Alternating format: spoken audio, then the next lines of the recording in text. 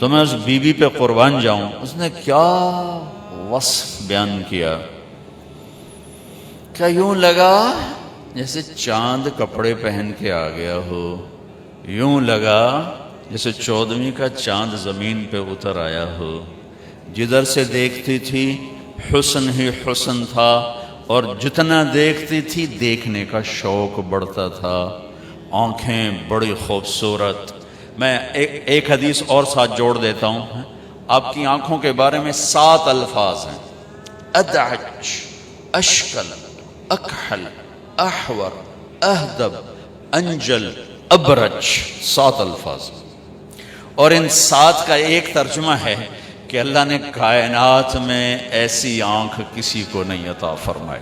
سوکھا ترجمہ کرا، سوکھا ترجمہ، اللہ نے کائنات میں ایسی آنکھ کسی کو، موٹی، لمبی، سرخ دھاریاں، پتلی سیاہ، سفیدی سفید، پلکیں لمبی، بغیر سرمے کے سرما لگا ہوا، گہری آنکھ، چمکتی آنکھ، نورانی اور روشن آنکھ۔ آپ کی آنکھوں میں آنکھیں ڈال کے کوئی بات نہیں کر سکتا تھا، برداشت نہیں کر سکتا تھا، آنکھ جھک جاتی تھی۔ اس لیے آپ یوں دیکھا کرتے تھے، ایسے آپ ایسے نہیں دیکھتے تھے، ایسے دیکھتے تھے، تھوڑا ادھر سے تھوڑا ادھر سے۔ کبھی کبھی آنکھ اٹھاتے تھے، ہمارے نبی کیسے حیا والے تھے، مردوں میں بھی آنکھ نہیں اٹھاتے تھے، اتنی حیا تھی۔ عورت تو بڑی دور کی بات، مردوں میں بھی حیا کی وجہ سے آنکھ بھر کے نہیں دیکھتے۔ کبھی کبھی آپ کی جب آنکھ اٹھتی تھی تو پھر سارے صحابہ ایسے ہو جاتے تھے، آپ کو کوئی دیکھ نہیں سکتا تھا، صرف 2 آدمی آپ کو دیکھ سکتے تھے، ایک ابو بکر اور ایک عمر، بس باقی کوئی نہیں دیکھ سکتا تھا۔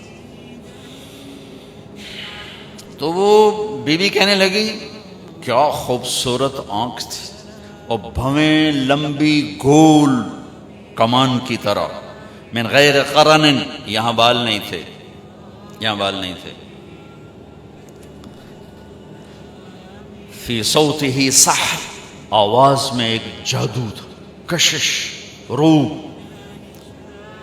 نغمہ تھا آواز میں۔ یہ ساری آواز کی کوالٹیز، آواز میں روب ہو تو نغمہ نہیں رہتا، نغمہ ہو تو روب نہیں رہتا ہے۔ لیکن میرے نبی کی آواز میں نغمہ بھی تھا، روب بھی تھا، کشش بھی تھی، جادو بھی تھا۔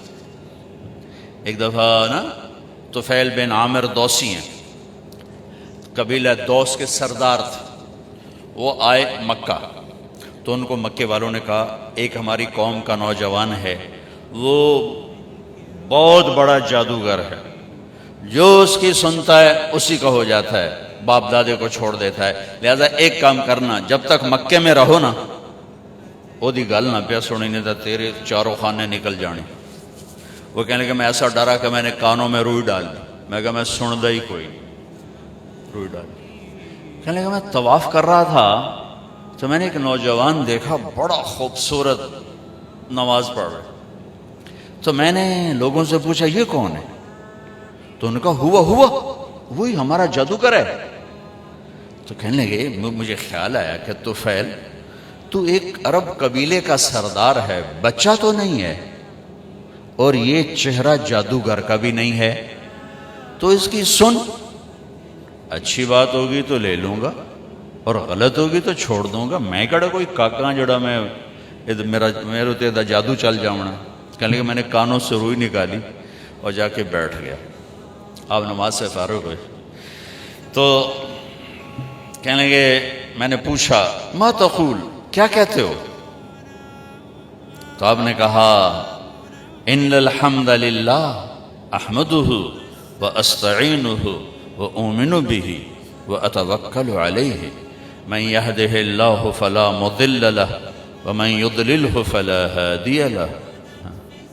چونکہ وہ عرب تھا نا، اس کلام کو سمجھتا تھا، یہ خطبے کے کلمات ہیں، لیکن میرے آپ کے لیے کوئی اس میں کشش نہیں ہے چونکہ ہم اس کی گہرائی نہیں سمجھتے۔ لیکن کہنے لگا اعد فقد بلغنا قاموس البحر، ارے نوجوان ذرا دوبارہ سنا دے، تیرے چند لفظوں نے 7 سمندر پی لیے ہیں، 7 سمندر پی لیے۔ تو آپ نے دوبارہ کہا ان الحمد للہ احمدہ واستعینہ واؤمن بہ واتوکل علیہ من یہدہ اللہ فلا مضل لہ ومن یضللہ فلا ہادی لہ. کہنے لگا کلمہ پر ہاتھ بڑھا، کیا کہتا ہے؟ مانتا ہوں تیری. آواز میں نغمہ کھینچتی تھی آواز. تو وہ ماں جی کہہ رہی تھوڑی دیر میں اس نے سارا نقشہ کھینچ کے بتایا تھا کہ جب بولتے تھے ایک نور چھا جاتا تھا، جب خاموش ہوتے تھے ایک وقار چھا جاتا تھا، آنکھوں میں ایک کشش تھی، ایک جاذبیت تھی، گہرائی تھی، روشنی تھی، نور تھا، پلکیں دراز تھیں، چہرہ چاند کی طرح چمکتا ہوا تھا. یتلألؤ وجہہ تلألؤ القمر لیلۃ البدر. داڑھی بڑی خوبصورت گھنی تھی، گردن سراہی دار لمبی تھی، تینوں میں سب سے نمایاں ہستی تھے. تو وہ کہنے لگا ان کا خامن ابو معبد کہ اللہ کی بندی یہ وہی قریشی نوجوان ہے جس کے پیچھے سارے مکے والے لگے ہوئے ہیں، یہ اس کے ہاتھ کی برکت ہے تو لگتا ہے وہ سچا ہی نبی ہے، چل اس کے پیچھے چلیں. تو دونوں میاں بیوی چلتے چلتے مدینہ پہنچے اور اللہ کے نبی کے ہاتھ پر جا کے کلمہ پڑھا. ولحنا فريدا واسمه نشيدا بعلم الكلام